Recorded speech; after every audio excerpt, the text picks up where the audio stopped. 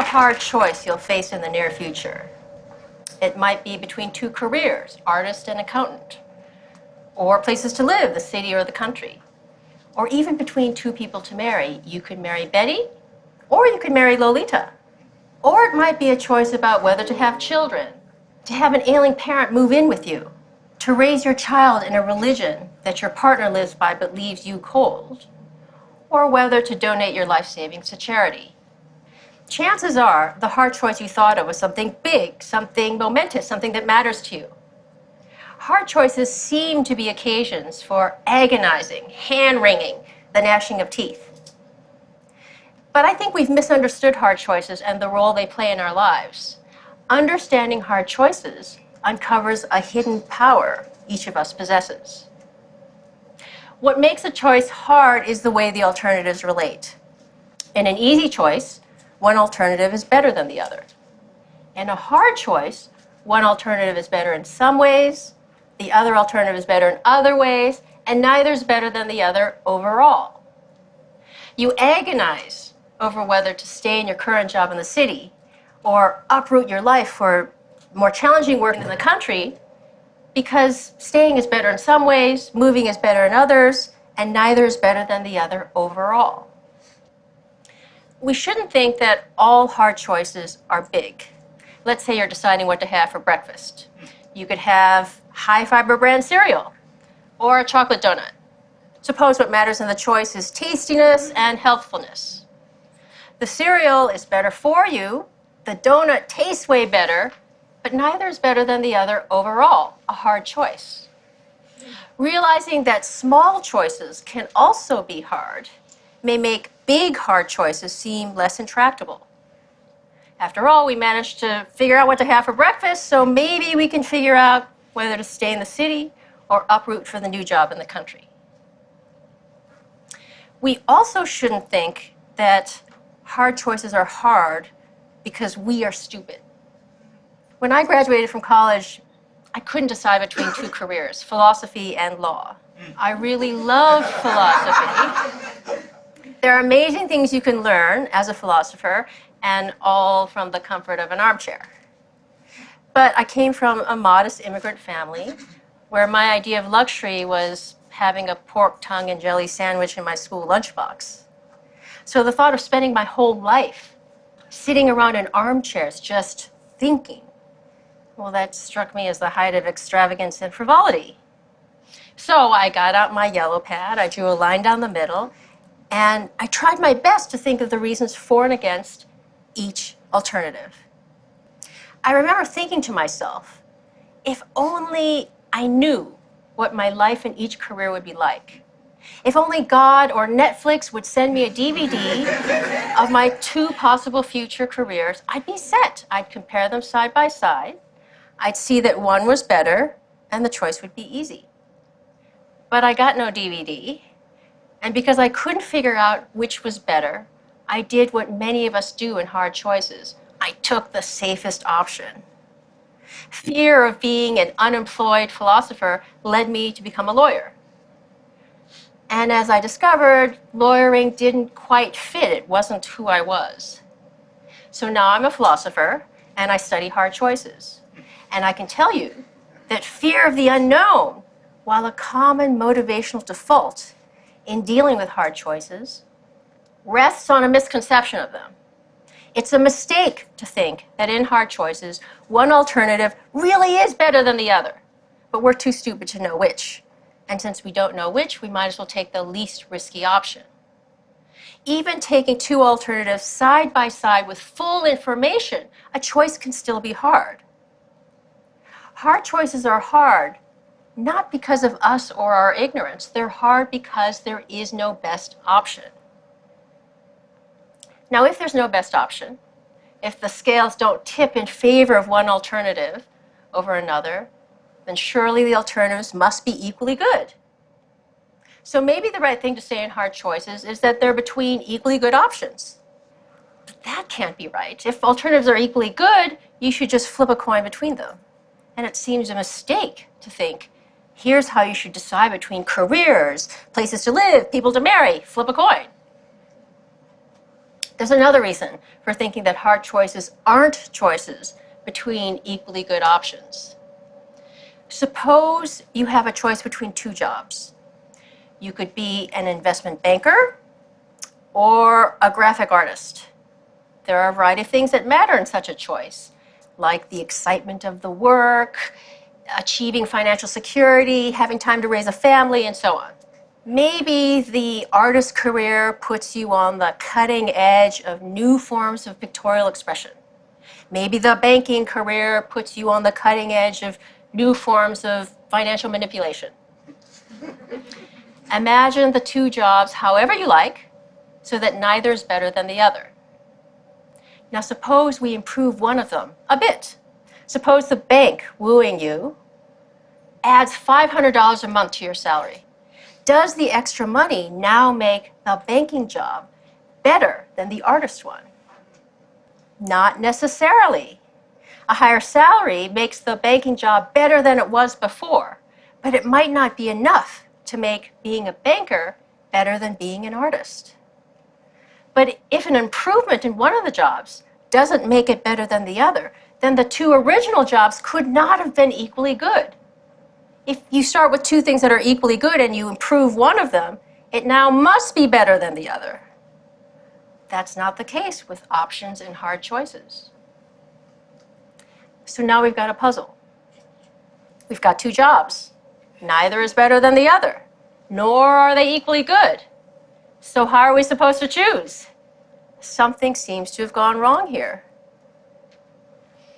Maybe the choice itself is problematic and comparison is impossible. But that can't be right. It's not like we're trying to choose between two things that can't be compared. We're weighing the merits of two jobs, after all, not the merits of the number 9 and a plate of fried eggs.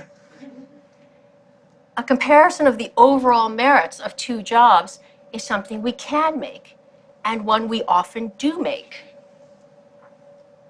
I think the puzzle arises because of an unreflective assumption we make about value.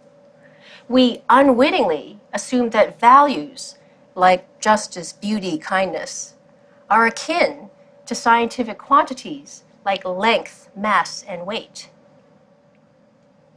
Take any comparative question not involving value, such as which of two suitcases is heavier? There are only 3 possibilities. The weight of one is greater, lesser, or equal to the weight of the other. Properties like weight can be represented by real numbers, 1, 2, 3, and so on. And there are only 3 possible comparisons between any 2 real numbers. One number is greater, lesser, or equal to the other. Not so with values. As post-Enlightenment creatures, we tend to assume that scientific thinking holds the key to everything of importance in our world. But the world of value is different from the world of science. The stuff of the one world can be quantified by real numbers, the stuff of the other world can't. We shouldn't assume that the world of is, of lengths and weights, has the same structure as the world of ought, of what we should do. So if what matters to us, a child's delight, the love you have for your partner, can't be represented by real numbers, then there's no reason to believe that in choice there are only 3 possibilities, that one alternative is better, worse, or equal to the other. We need to introduce a new 4th relation beyond being better, worse, or equal that describes what's going on in hard choices. I like to say that the alternatives are on a par. When alternatives are on a par, it may matter very much which you choose, but one alternative isn't better than the other. Rather, the alternatives are in the same neighborhood of value, in the same league of value, while at the same time being very different in kind of value. That's why the choice is hard. Understanding hard choices in this way uncovers something about ourselves we didn't know. Each of us has the power to create reasons. Imagine a world in which every choice you face is an easy choice. That is, there's always a best alternative. If there's a best alternative, then that's the one you should choose, because part of being rational is doing the better thing rather than the worse thing, choosing what you have most reason to choose.